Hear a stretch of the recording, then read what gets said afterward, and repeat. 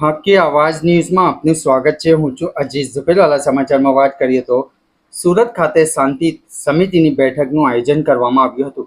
બેઠકમાં પોલીસ અધિકારીઓ સાથે હિન્દુ મુસ્લિમ સમાજના આગેવાનો જોડાયા હતા।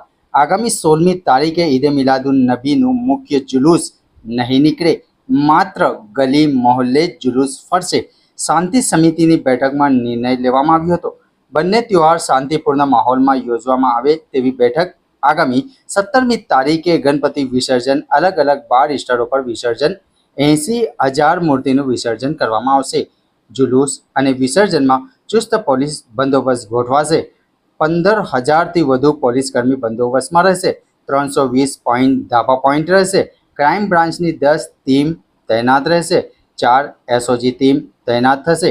7 ક્વિક રિસ્પોન્સ ટીમ તૈયાર રહેશે। 7 ડ્રોન કેમેરા નજર રાખવામાં આવશે। 900 જેટલા બોડી વોર્ન કેમેરા રહેશે। 7 વ્રજ વાહનથી કામગીરી કરવામાં આવશે તેમ જાણવા મળ્યું હતું। રિપોર્ટ રૂઝે બરાબર।